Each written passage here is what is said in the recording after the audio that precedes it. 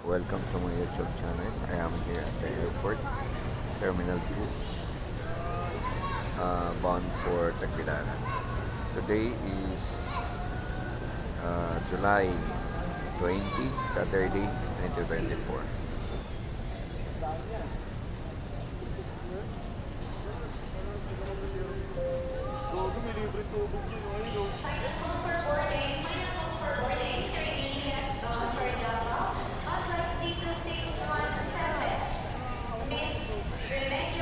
So, yung background ay yun yung sitwasyon dito sa waiting area for boarding dito sa Terminal 2 via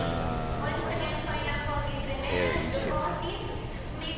Okay, so yun lang muna may share ko sa inyo. So, waiting pa kami for our flight for Tagbilaran.